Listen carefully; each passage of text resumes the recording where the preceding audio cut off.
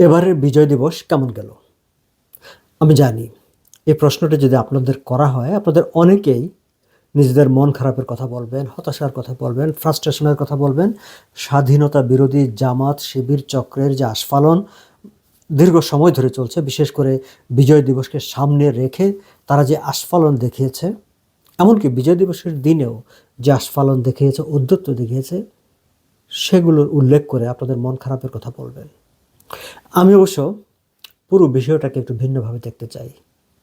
ভিন্নভাবে মানে আমি একটু পজিটিভ ওয়েতেই দেখতে চাই। আমি আমার দেখার ব্যাখ্যায় বিশ্লেষণে যাব। তার আগে এবারের বিজয় দিবসের প্রেক্ষিতটা আপনারা জানেন, তবু আমার মতো করে একটু শেয়ার করি। আমরা তো জানি যে গত প্রায় 1 বছর ধরেই তো বাংলাদেশের রাজনীতি, বাংলাদেশের শাসন ব্যবস্থা, ক্ষমতায় যারা আছে তারা সবাই মিলে 1971কে মুছে ফেলার, 71-এর উল্টো দিকে দেশকে নিয়ে যাওয়ার একটা চেষ্টা করছে। এবং রাষ্ট্রের, সরকারের, ডক্টর মোহাম্মদ ইউনূসের সরাসরি পৃষ্ঠপোষকতায় বারবার এ কথাগুলো বলা হয়েছে। 72-এর সংবিধান, যার ভিত্তিতে স্বাধীন বাংলাদেশের প্রতিষ্ঠা হয়েছিল, সেটিকে ছুঁড়ে ফেলতে হবে, 71কে মুছে ফেলতে হবে। তার পাল্টা ডক্টর মোহাম্মদ ইউনূস নিজেই তো ঘোষণা দিয়েছিলেন যে রিসেট বাটন চেপে দিয়েছেন, ফলে পিছনের কিছুই থাকবে না, 71 থাকবে না, মুক্তিযুদ্ধ থাকবে না। 71-এর বিকল্প হিসাবে 24কে দাঁড় করানোর চেষ্টা করা হয়েছে, 24 দিয়ে 71কে মুছে ফেলার চেষ্টা হয়েছে তো গত 1 বছর ধরে। কিন্তু 1 বছর পর আজকের এই বাস্তবতা এসে দাঁড়িয়ে আমরা যখন পেছনের দিকে তাকাই কিংবা আজকের বাস্তবতাটাকে ব্যাখ্যা করার চেষ্টা করি, তখন আমরা কি দেখি? আমি জানি আপনারা বলবেন যে কেন বিজয় দিবসের ঠিক আগের দিনই তো দেশের কোথায় যেন মুক্তিযোদ্ধার কবরে আগুন ধরিয়ে দেওয়া হয়েছে।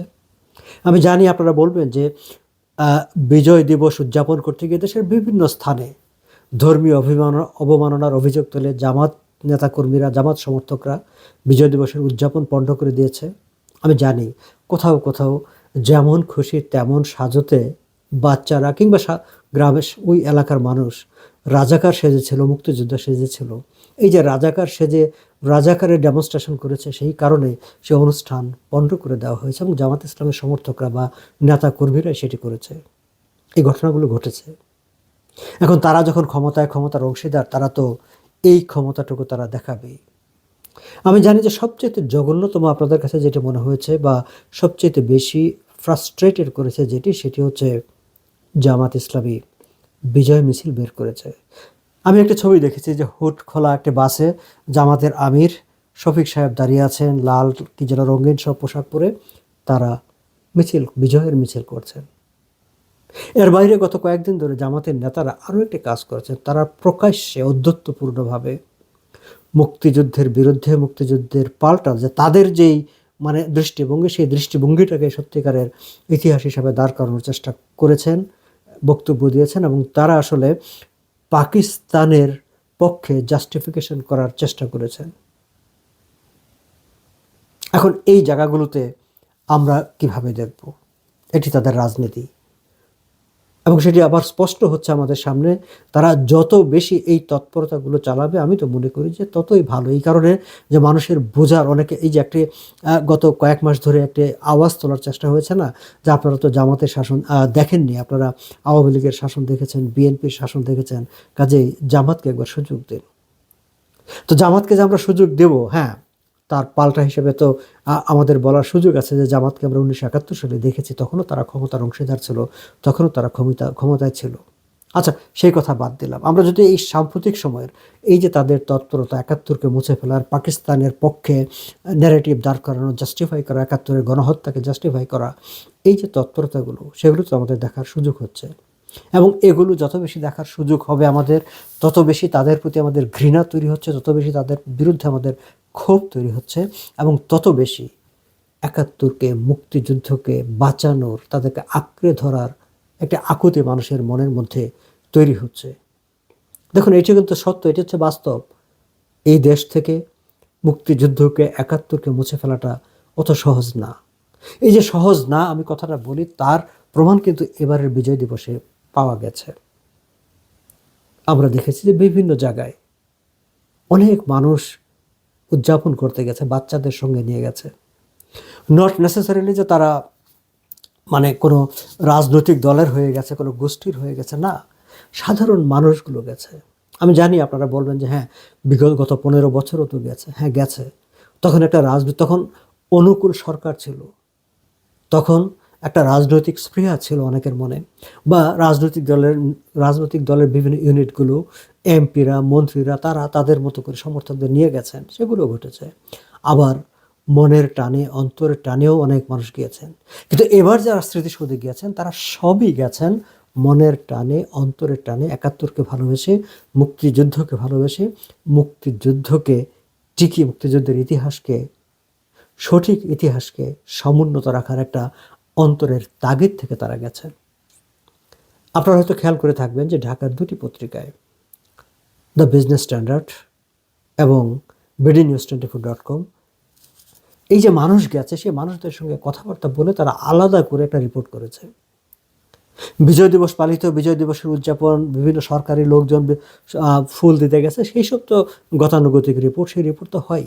কিন্তু তার বাইরে এই দুটি পত্রিকা, আমি দুটি পত্রিকাকে ধন্যবাদ দিতে চাই যে তারা আলাদাভাবে এই সাধারণ মানুষের দিকে তারা একটা ফোকাস করেছে, নজর দিয়েছে, এবং সেখানকার কিছু মানুষের বক্তব্য তারা উপস্থাপন করেছে দুটি পত্রিকায়।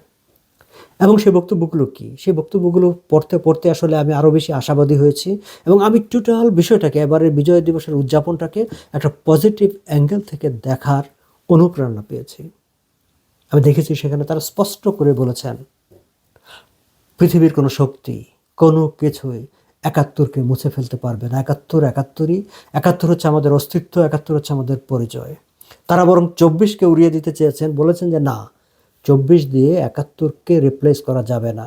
24 একটা প্রয়োজনে, সময়ের প্রয়োজনে, ক্ষোভ থেকে, একটি সরকারের নিপীড়নমূলক শাসন ব্যবস্থার প্রতিবাদ হিসাবে সেটি এসেছিল, সেটি সেখানেই শেষ। 24 আর সামনে আর কোনো তার আবেদন, যতই সময় যাবে ততই আস্তে আস্তে সে আবেদন ফুরিয়ে যাবে। অলরেডি এখন আর মানুষ 24 নিয়ে অত বেশি মাতোয়ারা হয় না, যতটা না বিশেষ কিছু গোষ্ঠী, বিশেষ সরকার এবং তারা ছাড়া। বরং 24 ক্রমশ গত 1 বছরের সময়ে 24-এর নাম করে করে, মানে চাঁদাবাজি, সন্ত্রাস, মব করে করে মানুষকে 24-এর ব্যাপারে আরও বেশি বিতৃষ্ট করে ফেলা হয়েছে। বরং আমি দেখলাম এই দুটি পত্রিকায় যারা কথা বলেছেন, সাধারণ মানুষ, বিশ্ববিদ্যালয়ের শিক্ষার্থী, ব্যবসায়ী, তারা তারা স্পষ্ট করে বলেছেন একাত্তর হচ্ছে দেশের পরিচয়, একাত্তরকেই টিকিয়ে রাখতে হবে, একাত্তরই টিকে থাকতে হবে। তারা তাদের আকাঙ্ক্ষার কথাও বলেছেন। তারা বলেছেন যে আমরা একটা ওপেন কান্ট্রি চাই, একটা মুক্ত দেশ চাই, যেখানে যে কেউ, হিন্দু, মুসলিম, বৌদ্ধ, খ্রিস্টান, প্রত্যেকটি ধর্ম, বর্ণ নির্বিশেষে প্রত্যেকটা মানুষ খোলা মনে, নিশ্চিন্তে, দ্বিধাহীন চিত্তে তারা তার মনের ভাবনা প্রকাশ করতে পারবে, কথা বলতে পারবে। সাংবাদিক প্রশ্ন করেছিলেন যেমন একটি পরিবেশ কি এখন তৈরি হয়েছে? তারা বলেছেন না, সেই পরিবেশ তৈরি হয়নি। এই যে সেই পরিবেশ তৈরি হয়নি, তারা এই পরিবেশটি চান, এবং তারা এটিকেই দেখেন একাত্তরের স্পিরিট হিসাবে, একাত্তরের চেতনা হিসাবে, এবং একাত্তরের মাঝে তারা এই স্বপ্নটাকে তারা খোঁজেন, এই দেশটাকেই তারা খোঁজেন। তারা বলছেন এখনও মানুষ মুক্তভাবে কথা বলতে পারে না। এই যে একাত্তরের বিভিন্ন ইতিহাস নিয়ে তর্ক তোলা হয়, মুক্তিযুদ্ধে কত লোক মারা গেছে যে বিতর্ক তোলা হয়, সেই বিতর্ক নিয়েও আমি দেখলাম যে আশুলিয়ার একজন ব্যবসায়ী স্পষ্ট করে বলেছেন দ্য বিজনেস স্ট্যান্ডার্ডকে, এই বিতর্ক যারা তোলে তারা এই দেশের বাসিন্দা না, তারা এই দেশের নাগরিক না, তারা বাংলাদেশি না। সো যারা বাংলাদেশি না, তাহলে তারা কারা? তারা পাকিস্তানি। হ্যাঁ, এই বিতর্কটা তুললে তো পাকিস্তানেরই লাভ হয়, মানে পাকিস্তানের নৃশংসতাকে, পাকিস্তানের যে বর্বরতাকে হালকা করে ফেলার জন্য এই তর্কটা তোলা হয়। সো এই আশুলিয়ার যে ব্যবসায়ীটি, তিনি বলছেন যে এরা আসলে বাংলাদেশি না। হ্যাঁ, তিনি বলেননি তারা কোন দেশে, কিন্তু আমি তো এইভাবে ব্যাখ্যাটা দাঁড় করাই যে যারা এই বিতর্কটা তোলে তারা আসলে পাকিস্তানি। BDNews24.com যারা কথা বলেছেন, তারা স্পষ্ট করে বলেছেন পরাজিত শক্তি, 1971 সালে যারা পরাজিত হয়েছিল, সেই পরাজিত শক্তি কোনোভাবেই একাত্তরকে মুছে ফেলতে পারবে না, একাত্তরের ইতিহাসকেও বিকৃত করতে পারবে না। এই যে কথাগুলো এসেছে এই সময়ে, একটা অবরুদ্ধ সময়ে, সেই কথাগুলো থেকেই আমি আশাবাদী হই, একাত্তর নিয়ে আশাবাদী হই, মুক্তিযুদ্ধ নিয়ে আশাবাদী হই। এবং যে বিষয়টি আমি কনক্লুশনে এইভাবে যেতে চাই যে এই যে জামাতে ইসলামী, তাদের জন্য তো এটি বিজয় দিবস নয়। বিজয় দিবস তো আমাদের, আমরা যারা ৭১-এ জয়ী হয়েছিলাম। কিন্তু সেই ৭১-এর পরাজিত শক্তি তারাও আমাদের বিজয়ের দিবসে এসে তারাও বিজয় উদযাপন তাদেরকে করতে হয়, তাদেরকে ৭১ উদযাপন করতে হয়, ৭১-এর কথা বলতে হয়।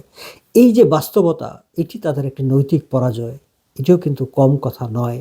এটিকেও বিবেচনায় নিতে হবে এবং সামনের দিনগুলিকে,